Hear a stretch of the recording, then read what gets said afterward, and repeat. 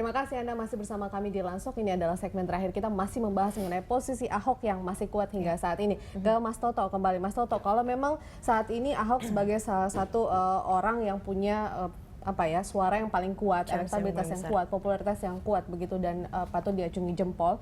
Kira-kira isu seperti apa yang mungkin bisa menjatuhkan seorang Ahok? Ahok hanya bisa jatuh oleh dirinya sendiri.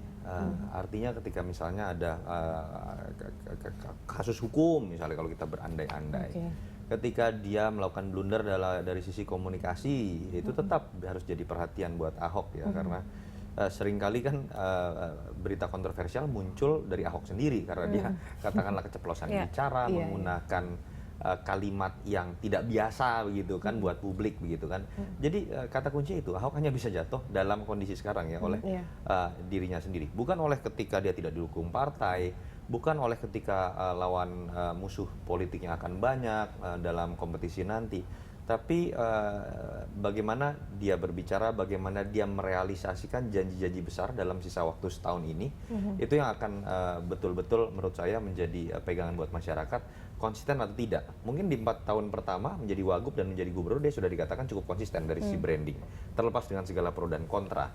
Tapi ketika inkonsistensi itu muncul, bukan tidak mungkin di situ akan menjadi titik awal melemahnya Ahok. Satu contoh tadi, konsistensi sebagai orang yang independen secara politik, tapi ternyata kemudian harus mengorbankan 1 juta KTP karena deal dengan partai tertentu, karena mengikuti ego partai tertentu. Itu kan bisa jadi satu indikasi misalnya, konsistensi ini mulai berkurang. Dan orang yang naik sedemikian cepat seperti Ahok itu juga biasanya akan lebih mudah untuk kemudian turun popularitas dan tingkat kesukaan dari publik kalau tidak konsisten. Itu saja kata kuncinya. Nah, isu yang bisa menjatuhkan Ahok mungkin tadi Mas Toto sampaikan ada blunder yang ia lakukan sendiri. Mungkin kan dengan cara Ahok yang seperti ini harus tetap dia pertahankan untuk kedepannya saat dia saat ini nanti terpilih menjadi Gubernur DKI di 2017. Ya. Konsistensi itu ya berarti dia harus mempertahankan apa yang sudah menjadi prinsip selama ini ya buat dia ya. Bukan mempertahankan kata-kata kasar juga, saya tidak setuju bahwa harus ada dinamisasi dari gaya-gaya yang sudah sesuai dengan prinsip beliau, itu harus dilakukan juga. Karena biar bagaimanapun kemenangan dalam pilkada itu adalah kemenangan bukan hanya saja fakta, tapi kemenangan persepsi. Dan persepsi itu juga dibentuk oleh bagaimana dia mengemas dirinya sendiri. Jadi ada faktor-faktor itu yang harus diperhatikan. Tidak semua orang bisa menikmati gaya Ahok. Tegas, keras tadi kan bisa ditampilkan dengan cara lain yang lebih minim aspek kontroversinya. Itu saja yang menurut saya bisa mengurangi kontroversi seperti itu jadinya ya. Faktor SARA saya pikir sudah lewat, 2012 sudah membuktikan itu. Jadi biarkan kalau ada lawan-lawan politik yang merasa akan bisa menggarap isu tersebut, tapi saya cukup yakin mereka akan menikmati kerugiannya sendiri begitu kalau menggunakan aspek SARA. Baik, ke Pak Riel sendiri, kalau Anda melihat beberapa kandidat yang memang sudah sempat didengung-dengungkan namanya ya, selain Pak Ridwan yang akhirnya mengundurkan diri untuk itu, Anda melihat seberapa besar kans mereka untuk melawan Pak Ahok sendiri, Pak? Dan kalau memang mereka bisa untuk itu, apa yang harus mereka lakukan untuk melawan seorang Ahok ini yang Anda katakan Robocop tadi? Iya, jadi menariknya begini, menariknya Ahok dia sudah berpengalaman, dia sudah tahu apa yang akan dia lakukan dan siapa yang akan dia hadapi.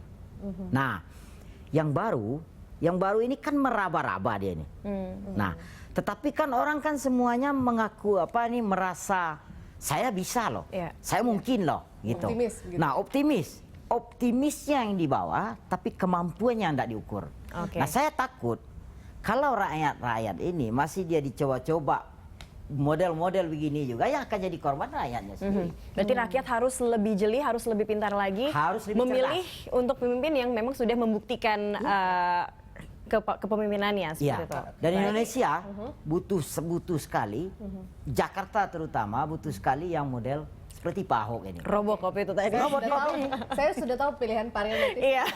Atau kira-kira nanti gimana? Saya masih abu-abu. Masih abu-abu. Karena kalau Robocop saya nunggu Batman. Benar ada ya. Baik, terima kasih Pak Riel dan juga Mas Toto sudah bergabung sama kami di Lansok. Pemirsa, demikianlah dialog Lansok hari ini. Anda bisa mengirimkan informasi dan saran kepada kami lewat email di news@berita1.tv. Atau follow kami via Twitter, Facebook, dan YouTube. Nantikan Lunch Talk setiap hari pukul 13 sampai 14 waktu Indonesia Barat. Terima kasih. Sampai jumpa.